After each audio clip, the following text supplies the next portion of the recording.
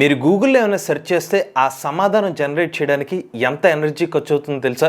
0.3 వాట్లు. అంటే మీరు ఒక బెడ్ లైట్ని ఒక గంట సేపు ఆన్ చేస్తే ఎంత ఎనర్జీ ఖర్చో అంత ఎనర్జీ అనమాట. అదే మీరు ChatGPTని ఏదైనా ఒక ప్రశ్న అడిగితే ఆ ప్రశ్నకి సమాధానం జనరేట్ చేయడానికి ఎంత ఎనర్జీ ఖర్చో తెలుసా? 2.9 వాట్లు. అంటే మీరు ఒక LED బల్బ్ని ఒక 2 గంటల పాటు ఆన్ చేస్తే ఎంత ఎనర్జీ ఖర్చో అంత ఎనర్జీ ఖర్చు అనమాట. అయితే ఈ విషయాన్ని ఎందుకు చెప్తున్నానంటే, రీసెంట్ గా కొన్ని రిపోర్ట్స్ ఏం చెప్తున్నాయంటే, ఏఐ టెక్నాలజీ బాగా పెరిగిపోతుంది. ఏఐ టెక్నాలజీని ఎక్కువ యూజ్ చేయడం వల్ల రాబోయే సంవత్సరాల్లో ప్రపంచానికి నీటి కొరత వచ్చే అవకాశం ఉంది. ఎనర్జీ రీసోర్సెస్ తగ్గిపోతాయని చెప్తున్నారు. అయితే ఇందులో వాస్తవం ఎంత? ఇది నిజమా లేకపోతే పుకార్లు మాత్రమే? పూర్తి రిపోర్ట్ ని ఈ రోజు మన ఏఐ తెలుగు ఛానల్ తెలుసుకుందాం. నమస్తే, నేను మీ కృష్ణ చైతన్య మండేలా, మీరు చూస్తున్నారు ఏఐ తెలుగు. మొదటగా మన ఏఐ తెలుగు ఛానల్ నుండి ఏఐ బిగినర్ కోర్స్ అయితే ఆఫర్ చేస్తున్నాం అండి. 5th బ్యాచ్ అయితే జూలై 30 తారీఖున అయితే స్టార్ట్ అవ్వడం జరిగింది. ఎవరైనా ఇంట్రెస్ట్ ఉండి ఈ కోర్సులో జాయిన్ అవుదాం అనుకుంటే స్క్రీన్ పై కనిపించే నెంబర్ కి వాట్సాప్ చేయండి. అసలు మన మెయిన్ టాపిక్ మనకు బాగా అర్థం కావాలంటే ఒక విషయాన్ని అయితే అర్థం చేసుకోవాలి. ఈ రోజు మన ఫేస్బుక్, ఇన్స్టాగ్రామ్, ట్విట్టర్ వంటి అకౌంట్స్ ని విపరీతంగా యూజ్ చేస్తూ ఉంటాం. ఇలా కొన్ని కోట్ల మంది ఈ సోషల్ మీడియా అనేది యూజ్ చేస్తున్నారు. జస్ట్ ఇమాజిన్ చేశారా, సోషల్ మీడియాలో మనకి ఇమేజెస్ ఉంటాయి, వీడియోస్ ఉంటాయి,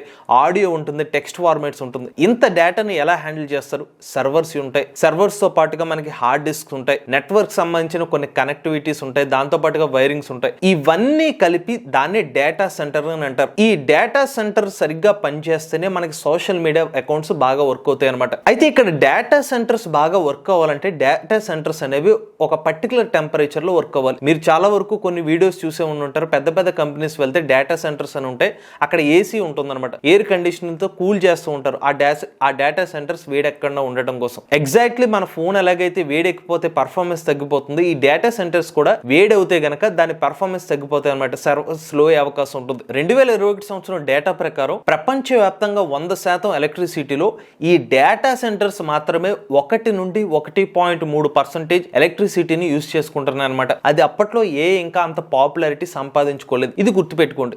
ఇప్పుడు మనం మెయిన్ టాపిక్ లోకి వెళ్దాం. స్టార్టింగ్ లో మనం ఏం చెప్పుకున్నాం, డేటా సెంటర్స్ అనేవి చాలా ముఖ్యమని చెప్పి. ఇప్పుడు మన ChatGPT వంటి ఏఐ టూల్ వర్క్ అవ్వాలనుకోండి, దీనికి కూడా చాలా పవర్ఫుల్ డేటా సెంటర్స్ అయితే అవసరం. మరి ChatGPTకి డేటా సెంటర్స్ ఎందుకు అవసరం అంటే, ఇవాళ సాధారణ ఇన్స్టాగ్రామ్, ఫేస్బుక్, మనకి X వంటి ప్లాట్ఫామ్ వర్క్ అవడానికి CPUs, GPUs ని యూజ్ చేస్తూ ఉంటారు ఒక మీడియం సైజ్ లో. బట్ ChatGPT వంటి టూల్ యూజ్ చేయాలంటే పవర్ఫుల్ GPUs అయితే యూజ్ చేస్తారు. ఈ GPUs అనేవి CPU కంటే మోర్ పవర్ఫుల్ అనమాట. ఇటువంటి కొన్ని వేల GPUs ఉంటాయి. ChatGPTకి ఒక రిపోర్ట్ ప్రకారం ఈ ChatGPT వర్క్ అవడానికి ఒక 10,000 GPUs అయితే యూజ్ చేస్తారంట. జస్ట్ ఇమాజిన్ చేసుకోండి, ఇంత పవర్ఫుల్ హార్డ్వేర్ వర్క్ అవ్వాలంటే డేటా సెంటర్స్ ఎంత బాగా వర్క్ అవ్వాలి. డేటా సెంటర్స్ ఏమాత్రం హ్యాంగ్ అయినా కూడా మనకి ChatGPT సరిగ్గా వర్క్ కాదు. ఇవాళ మనం ChatGPT ఏమైనా ప్రశ్న అడిగితే ఇమీడియట్ గా రెస్పాన్స్ వస్తుందంటే దానికి కారణం GPUs. ఈ GPUs బాగా ఫాస్ట్ గా వర్క్ అవుతాయి కాబట్టి మనకి సమాధానం ఫాస్ట్ గా వస్తుంది. ఒకవేళ ఫాస్ట్ గా సమాధానం రాలేదనుకోండి, మన ఏని అంతగా యూజ్ చేయం. సో ఎగ్జాక్ట్లీ ఇలానే ఇంత పవర్ఫుల్ GPUs యూజ్ చేయడం వల్ల ఎక్కువ హార్డ్వేర్ కాంపోనెంట్స్ అంటే హార్డ్ డిస్క్ ఉంటుంది, ఇవన్నిటిని కూడా ఒక పర్టికులర్ టెంపరేచర్ లో మెయింటైన్ చేయాలి. కాబట్టి ఇక్కడ కూడా డేటా సెంటర్ సంబంధించిన కూలింగ్ చాలా ముఖ్యం. సో ఇక్కడ సాధారణంగా ఈ డేటా సెంటర్స్ ని కూల్ చేయడం కోసం 2 రకాల మెథడ్స్ యూజ్ చేస్తారు. ఫస్ట్ వచ్చి ఎయిర్ కూలింగ్ టెక్నాలజీ, రెండోది వచ్చి water cooling technology. Air cooling అంటే మనందరికీ చాలా వరకు చూసే ఉంటుంటాం. ఎయిర్ కండిషన్ పెట్టి దానికి సంబంధించిన ఎయిర్ కూల్ అయితే ఆ డేటా సెంటర్స్ తో మానిటర్ చేస్తారు. రెండోది వాటర్ కూలింగ్ ఎలా వర్క్ అవుతుందంటే, మనకి వాటర్ ద్వారా కొన్ని పంప్స్ లాంటివి పెట్టి ఎక్కడైతే డేటా సెంటర్స్ ఉంటారో ఆ చుట్టుపక్కల అనేది తిప్పుతూ ఉంటారు అనమాట ఆ పంప్స్ ద్వారా. సో అక్కడ చుట్టుపక్కల ప్రదేశాలు అనేవి కూల్ అవుతూ ఉంటాయి. ఇలా ఈ 2 మెథడ్స్ అనేవి డేటా సెంటర్స్ ని కూల్ చేయడం కోసం యూజ్ చేస్తారు. సో ఇప్పుడు దాకా మనం ChatGPT వంటి ఒక ఏఐ మోడల్ రన్ చేయడం కోసం పవర్ సోర్స్ కాకుండా ఇతర డేటా సెంటర్స్ కి ఎంత ఎనర్జీ ఖర్చు అవుతుందో ఒక అంచనా అయితే వచ్చాం. కానీ ఇప్పుడు మనం ChatGPT వంటి టూల్ ని రన్ చేయడం కోసం ఎంత ఎనర్జీ ఖర్చు అవుతుందో ఒకసారి అర్థం చేసుకుందాం. ChatGPTని ఒక రోజు వర్క్ చేయడం కోసం, అంటే ఇప్పుడు ప్రజెంట్ ఉన్న డేటా ప్రకారం ChatGPT దాదాపు 20 కోట్ల మంది యాక్టివ్ యూజర్స్ ఉన్నారు. ఈ ChatGPTని 20 కోట్ల మంది యూజర్స్ ఒక్క రోజు వాడితే ఎంత ఎనర్జీ ఖర్చు అవుతుందో తెలుసా? 5 లక్షల కిలోవాట్ల ఎనర్జీ అనేది ఖర్చు అవుతుంది. ఇంకా సింపుల్ గా చెప్పాలంటే అమెరికాలో 1,80,000 ఇళ్లకి రోజుకి అయ్యే కరెంట్ ఖర్చు ఏదైతే ఉంటుందో ChatGPT ఒక్క రోజులోనే యూజ్ చేసుకుంటుంది. అలానే 1 కిలోవాట్ ఎనర్జీని జనరేట్ చేయడం కోసం దాదాపుగా 43 లీటర్ల వాటర్ అనేది ఖర్చు అవుతుంది అనమాట. అంటే 1 కిలోవాట్ అంటే మనం సింపుల్ గా అర్థం చేసుకోవడానికి మనకి యూనిట్ అనమాట. 1 యూనిట్ కోసం 43 లీటర్ల వాటర్ అనేది ఖర్చు చేస్తారు. అలానే ChatGPTలో మీరు అడిగే ఒక ప్రశ్నకి సమాధానం ఇవ్వడానికి 1/2 లీటర్ వాటర్ అనేది ఖర్చు అవుతుంది అనమాట. అసలు ఈ 1/2 లీటర్ వాటర్ ఒక ChatGPT ప్రశ్నకి సమాధానం ఎందుకు జనరేట్ చేయడానికి ఖర్చు అవుతుంది తెలియాలంటే ఒక చిన్న లాజిక్ అయితే మనం మాట్లాడుకుందాం. సాధారణంగా మనం ఎనర్జీని జనరేట్ చేయడం కోసం అంటే ఏదైనా ఒక మన ఇంట్లో కరెంట్ ఉండాలి కదా, మన ల్యాప్టాప్ వర్క్ కావాలన్నా మనకి దాంట్లో విద్యుత్ అనేది జనరేట్ చేయాలి. ఇలా ఈ విద్యుత్ అనేది మన థర్మల్ పవర్ స్టేషన్స్ ద్వారా అయితే ఈ విద్యుత్ అయితే ప్రెసెంట్ ఎక్కువ శాతంలో అయితే ఉత్పత్తి చేస్తున్నాం. ఈ థర్మల్ పవర్ ప్లాంట్ ఎలా పనిచేస్తుందంటే బొగ్గును యూజ్ చేస్తారు, వాటర్ ని వేడి చేస్తారు, ఈ బొగ్గును మండించి ఇలా వాటర్ ఏదైతే ఉంటుందో ఆవిరి రూపంలోకి వెళ్ళి పెద్ద పెద్ద టర్బైన్స్ ఉంటాయి, వాటిని తిప్పుతాయి అనమాట. అలా తిప్పడం ద్వారా వచ్చే ఎనర్జీని మనం విద్యుత్ కింద అయితే యూజ్ చేస్తూ ఉంటాం. ఎగ్జాక్ట్ గా ఇక్కడ ఏం చేస్తున్నాం, వాటర్ ని వేడి చేసి వేపర్ కింద కన్వర్ట్ చేసుకుంటున్నాం, అంటే వాటర్ ని మనం ఉపయోగిస్తున్నాం. సో ఇలా ఈ వాటర్ ని ఏదైతే మనం కన్వర్ట్ చేసే ప్రాసెస్ ఏదైతే ఉంటుందో దాన్ని కూడా మన ఎనర్జీ కింద చూస్తే కనుక అలా ఒక 1/2 లీటర్ వాటర్ని మనం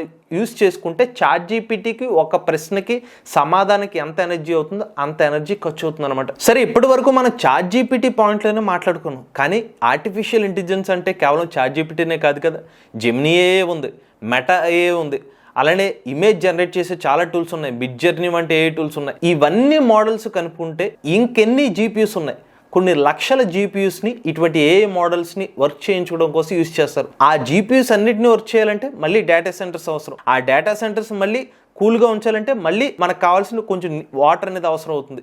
సో విద్యుత్ అనేది ఇటువంటి ఏ మోడల్స్ని రన్ చేయడం కోసం విద్యుత్ అవసరం అవుతుంది, దాన్ని కూల్ చేయడం కోసం వాటర్ అనేది అవసరం అవుతుంది అనమాట. సో ఇవన్నీ గమనించిన తర్వాత ఎవరైనా ఒక మాట చెప్పేది ఏంటంటే ఏ మోడల్స్ యూజ్ చేయాలంటే ఖచ్చితంగా మనకి ఎనర్జీ రీసోర్సెస్ అనేది అవసరం అవుతాయి. ఎక్కువగా మన ఎనర్జీ రీసోర్సెస్ అవసరం అవుతున్నాయి కాబట్టి 2030 సంవత్సరం 2040 సంవత్సరం కల్లా ప్రపంచవ్యాప్తంగా నీటి కొరత వచ్చే అవకాశం ఉంటుందని చెప్పి కొన్ని వార్తలు అయితే వస్తున్నాయి. ఇది వాస్తవమైనా కాదా, దీనికి ఉన్న ఫ్యాక్ట్స్ అంటే ఇప్పుడు మళ్ళీ మరొకసారి మనం ఒకసారి లెక్క వేసుకుందాం. 2020 సంవత్సరంలోనే మైక్రోసాఫ్ట్ సంస్థ వాళ్ళు ప్రాజెక్ట్ నాటిక్ అనే ఒక ప్రాజెక్ట్ ని తీసుకొచ్చారు. వీళ్ళు ఏం చేశారంటే మొట్టమొదటిసారిగా డేటా సెంటర్స్ ని సముద్రంలోకి పెట్టడం జరిగింది. సో సముద్రం లోపల డేటా సెంటర్స్ ని ఎలా పెట్టారంటే ఏదైతే మనకి డేటా సెంటర్స్ కావాల్సిన సర్వర్స్ ఏదైతే ఉంటాయో దానికి సంబంధించిన వైరింగ్స్ కానీ దానికి సంబంధించిన హార్డ్ డిస్క్లు అన్ని కూడా ఒక సబ్మెరీన్ లాంటి ఒక షేప్ లో పెట్టి అవి సముద్రపు నీళ్ళలో ముంచేస్తారు. అప్పుడు ఏమవుతుంది, డేటా సెంటర్స్ కూల్ గా ఉండాలి కాబట్టి సముద్రం నీళ్ళలోనే పెట్టారు కాబట్టి ఆటోమేటిక్ గా డేటా సెంటర్స్ కూల్ గా ఉంటే మనకి ఏదైతే వాటర్ ఖర్చు అనేది లేకుండా పోతుంది అన్నమాట. సముద్రం నీళ్ళే డైరెక్ట్ గా మనం అందులో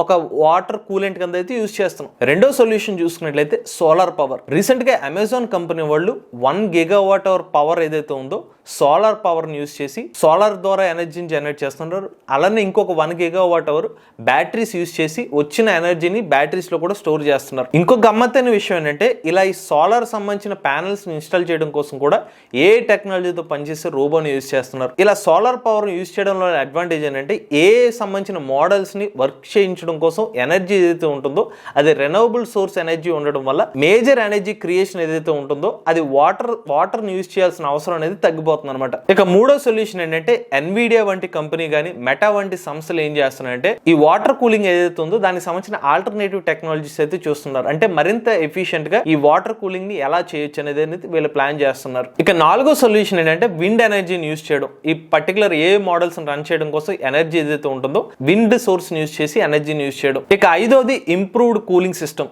అంటే ఇప్పుడు ఏదైతే వాటర్ కూలింగ్ సిస్టమ్ యూజ్ చేస్తూ ఉంటారో కొన్ని డేటా సెంటర్స్ లో వాటిని మరింత ఎఫిషియెంట్ గా వాటర్ ని మరలా రీయూజ్ ఎలా చేయొచ్చు అనే విధాన్ని కూడా రాబోయే రోజుల్లో పరిశీలించే అవకాశం అయితే ఉంటుంది. ఇవన్నీ గమనించిన తర్వాత మనం ఏం అర్థం చేసుకోవాలంటే ఏ టెక్నాలజీ యూజ్ చేయడం కోసం కంప్యూటింగ్ పవర్ అవసరం. కాకపోతే ఈ కంప్యూటింగ్ పవర్ కోసం మనం విద్యుత్ ని జనరేట్ చేస్తున్నాం, వాటర్ ని యూజ్ చేస్తున్నాం అని చెప్తున్నారు కదా, దీనికి రాబోయే రోజుల్లో ఆల్టర్నేటివ్ సొల్యూషన్స్ అయితే వస్తాయి. ఫర్ ఎగ్జాంపుల్ మనం ఒక 20 సంవత్సరాలు వెనక్కి వెళ్ళినప్పుడు ఇనీషియల్ గా కంప్యూటర్ వచ్చింది. బాగా ఇనీషియల్ డేస్ లో మన కంప్యూటర్ వచ్చినప్పుడు కరెంట్ అనేది చాలా ఎక్కువ కన్స్యూమ్ చేసింది. దాని తర్వాత మనకి ఎల్ఈడి స్క్రీన్లు వచ్చేసినాయి. దాని తర్వాత పవర్ఫుల్ మైక్రో ప్రాసెసింగ్ రావడం, పవర్ఫుల్ సెమీ కండక్టర్ డివైసెస్ రావడం, ఎక్కువ ఎనర్జీ ఎఫిషియన్సీగా ఉంటే సెమీ కండక్టర్ డివైసెస్ వచ్చిన తర్వాత ఏమైందంటే ఈ పవర్ కన్సంప్షన్ అనేది రాను తగ్గుతూ వచ్చింది. ఇవాళ మనం సిస్టమ్స్ యూజ్ చేస్తుంటే చాలా తక్కువ పవర్ కన్సంప్షన్ అయితే యూజ్ చేస్తున్నాం. ఎంత అంటే మనకి గ్రైండర్ లేకపోతే మిక్సీ ఏదైతే ఉండో దానికన్నా తక్కువ పవర్ తోనే మన సిస్టమ్స్ అనేది రన్ చేయగలుగుతున్నాం. కారణం ఏంటంటే over the period of time లో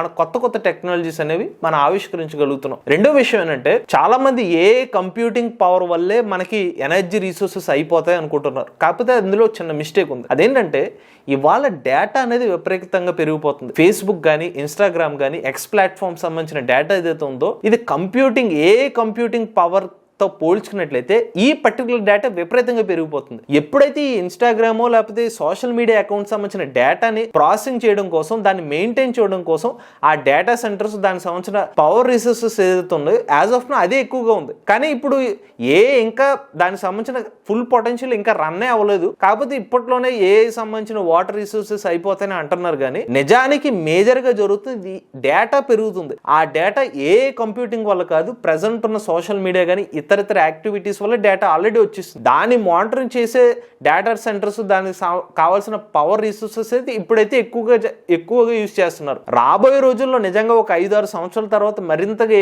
కంప్యూటింగ్ పవర్ పెరిగినా కూడా దానికి కావాల్సిన ఆల్టర్నేటివ్ రిసోర్సెస్ మనకి సోలార్ పవర్ ఉంది. అలానే మనకి ఎఫిషియెంట్ గా పనిచేసే ఎలక్ట్రానిక్ డివైజెస్ని తీసుకొచ్చే అవకాశం ఉంటుంది. ఇలాగ మనకి దానికి కావాల్సిన సొల్యూషన్ కూడా ఉంది.